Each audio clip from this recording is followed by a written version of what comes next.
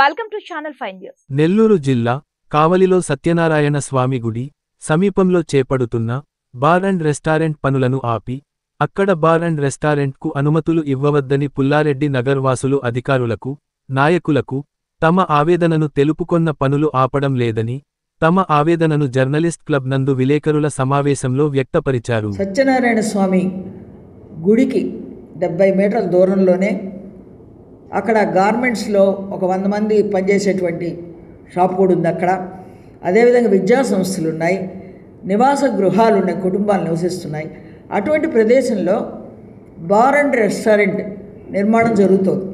కనీసం ఆ నిర్మాణానికి నో అబ్జెక్షన్ సర్టిఫికేట్ కూడా లేదు.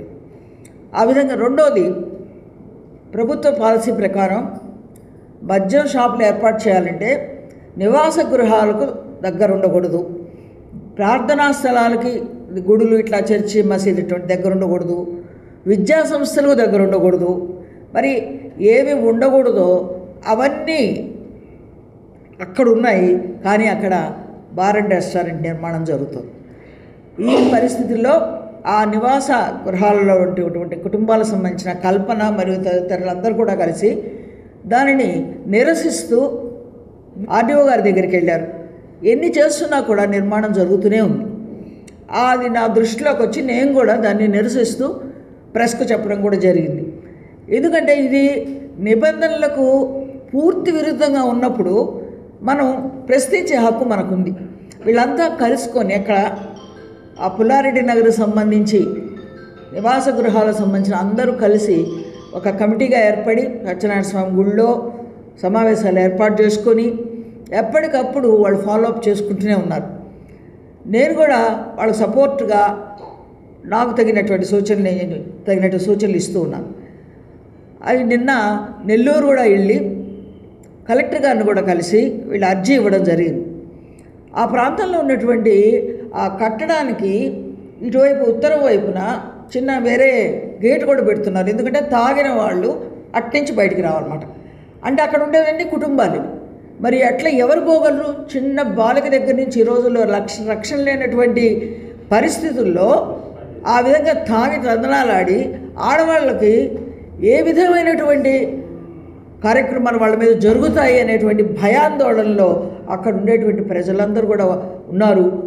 అట్లా ధైర్యంగా ముందుకు వచ్చి కల్పన గారు దాన్ని జోక్యం చేసుకుని వాళ్ళ మదర్ వీళ్ళందరూ కూడా అక్కడ ఉండేటువంటి వాళ్ళందరూ కూడా కుటుంబ సభ్యులు వాళ్ళందరూ కూడా కలిసి కుటుంబాలు వచ్చి దీన్ని నిరసన వ్యక్తం చేశారు. ఇటువంటి వాటికి వ్యతిరేకంగా మనం నిరసన వ్యక్తం చేస్తున్నప్పుడు సపోర్టింగ్గా నిలవడం బాధ్యత ప్రతి ఒక్కరి మీద ఉంది. ఈ సందర్భంగా జరిగిన విషయాలన్నింటినీ కూడా గురించి కల్పన గారు మాట్లాడతారు. నేను ఫిజియోథెరపీ డాక్టర్ని. నేను పుల్లారెడ్డి నగర్లోనే ఉంటాము. 13వ వార్డ్ మాది. మా ఏరియాలో బార్ అండ్ రెస్టారెంట్ కడుతున్నారు అని మాకు సమాచారం వచ్చింది. కన్స్ట్రక్షన్ జరుగుతుంది. మేము దాని గురించి మాట్లాడడానికి ఆర్డీఓ గారికి కంప్లైంట్ ఇచ్చాము.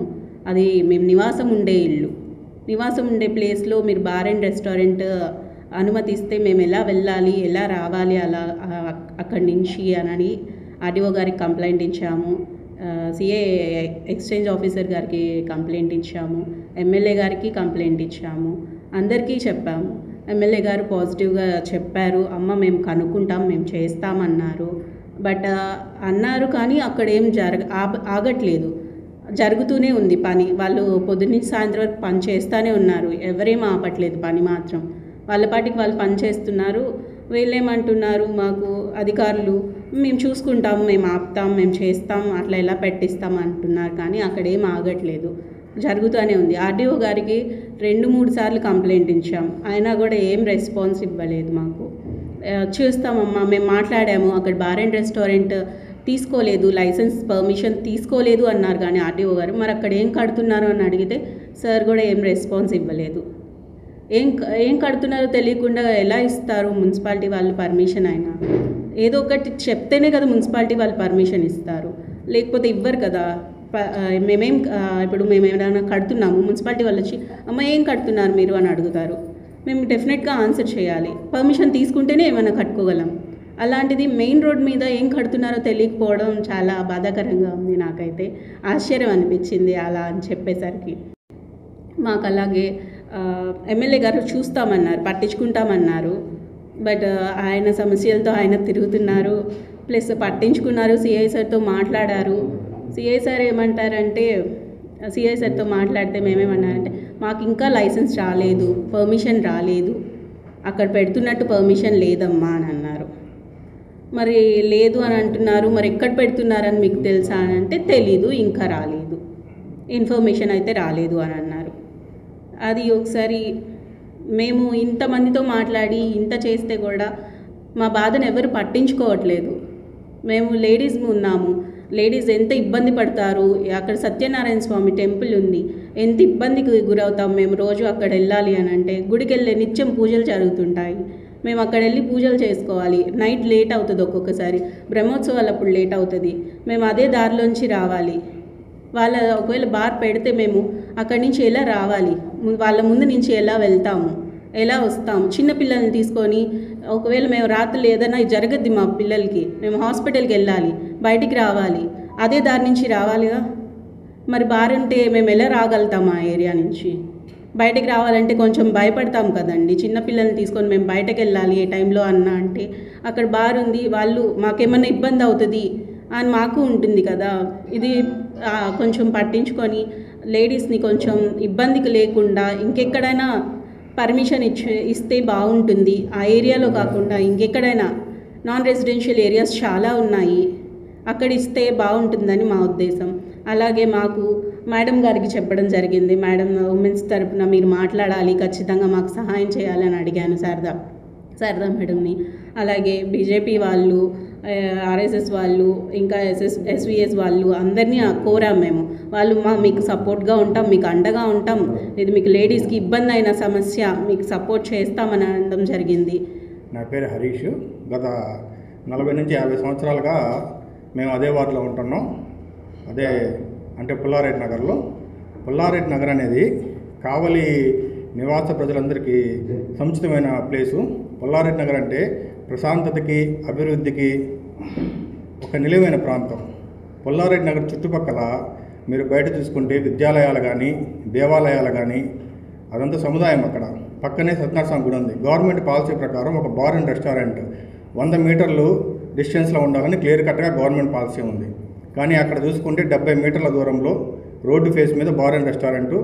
దానికి వాళ్ళు ఏం చెప్తున్నారంటే గవర్నమెంట్ మా పర్మిషన్ ఇచ్చిందని. ఇంత ఆగమేఘాల మీద వీళ్ళు ఉమెన్ ఫోర్సెస్ కానీ, ఇప్పుడు కల్పన గారు చెప్పినట్టు ఏ అధికారి దగ్గరికి వెళ్ళినా దానికి ఎక్కడ మేము పర్మిషన్ ఇవ్వలేదు. అటువంటప్పుడు రాత్రింబౌళ్ళు ఆగమేఘాల మీద అక్కడ అనేది కన్స్ట్రక్షన్ ఆగకుండా జరుగుతూ ఉంది. అదే ఎమ్మెల్యే గారిని, ఇప్పుడు గౌరవ ఎమ్మెల్యే గారిని కలిసినా దాని గురించి మేము చూస్తామమ్మా అని చెప్పేసారు. సిఏ గారిని అడిగినా కానీ, మున్సిపల్ కమిషనర్ అడిగినా కానీ, ఆర్డీఓ గారిని అడిగినా కానీ ఎక్కడా దానికి సంబంధించిన పర్మిషన్ అనేది మేము ఇవ్వలేదు. అటువంటప్పుడు అక్కడ ఆగమేఘాల మీద రాత్రింబౌళ్ళు కన్స్ట్రక్షన్ జరగాల్సిన అవసరం ఏముంది? ఎక్కడన్నా కానీ టౌన్ ప్లానింగ్ అధికారి కానీ, మున్సిపల్ కానీ కావలి టౌన్లో ఒక చిన్న కట్టడం వాళ్ళ పర్మిషన్ లేకుండా జరిగితే ఆగమేఘాల మీద స్పందించే మన టౌన్ ప్లానింగ్ అధికారి కానీ ఇమ్మీడియట్గా ఫైన్ వేసేస్తారు. అటువంటిది రోడ్డు ఫేసింగ్లో ఒక పుల్లారెడ్డి నగర్లో ఏ కన్స్ట్రక్షన్ అనేది అక్కడ ఉండే నివాస జనులకు మాకు చెప్పకుండా, అధికారులు ఎవరూ నోటీసులు లేకుండా కన్స్ట్రక్షన్ జరుగుతున్నారంటే అది ఏం జరుగుతుంది అనేది కంపల్సరీ ఆ వార్డు ప్రజలుగా మాకు అడిగే హక్కు ఉంది. అక్కడ మీరు విద్యాలయాలు చూసుకుంటే కోటవేరు దూరంలో మీకు చాలా విద్యాలయాలు ఉన్నాయి, నర్సింగ్ కాలేజీ ఉంది, పిల్లల హాస్టల్స్ ఉన్నాయి. రేపు శ్రావణ మాసం కానీ, కార్తీక మాసం కానీ వచ్చే మాసాలలో భక్తులందరూ తెల్లవారుజామున 4 గంటల నుంచి పూజా కార్యక్రమాలు మొదలుకొని రాత్రి 10 వరకు భజనలు జరుగుతూ ఉంటాయి. అర్ధరాత్రుల వరకు పిల్లలు, ఆడవాళ్ళు, వృద్ధులు భజన కార్యక్రమాలు పాల్గొని పోతూ ఉంటారు.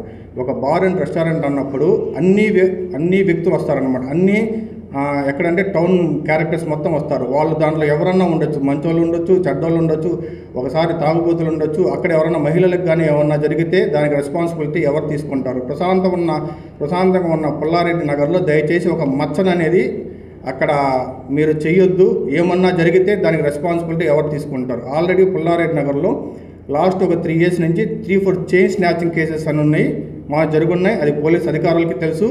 ఏమీ లేనప్పుడే చైన్ స్నాచింగ్ కేసెస్ అక్కడ జరుగున్నాయి. ఇప్పుడు బార్ అండ్ రెస్టారెంట్ కనుక అక్కడ పెడితే ఉదయం నుంచి సాయంత్రం వరకు మా పిల్లలు కానీ, ఆడవాళ్ళు కానీ, నర్సింగ్ విద్యార్థులు కానీ నిత్యం రద్దీ ఏరియా. అది కూడా కాకుండా ఎక్కడైతే బార్ కడుతున్నారో చుట్టుపక్కల ఇంచుమించు 10 బ్యాంకులు దాకా ఉన్నాయి, ప్లస్ ఫైనాన్స్ సముదాయాలు ఉన్నాయి. బ్యాంకుల్లో ఎప్పుడు పొదుపు సంఘాల మహిళలు కానీ, మీరు ఇండియన్ బ్యాంకు, పంజాబ్ బ్యాంకు, ఇవన్నీ కోటవేటి దూరంలోనే బజాజ్ ఫైనాన్స్ కానీ, ఆడవాళ్ళు వచ్చేసి పొదుపు సంఘ ఆడవాళ్ళు ఒక 10-15 మంది బ్యాంకుల దగ్గర ఎప్పుడు 24 గంటలు ఉంటా ఉంటారు. బార్ అండ్ రెస్టారెంట్ జరిగితే అక్కడ ఆడవాళ్ళకి కానీ పిల్లలకు కానీ ఇవన్నీ జరిగితే రెస్పాన్సిబిలిటీ ఎవరు తీసుకుంటారు?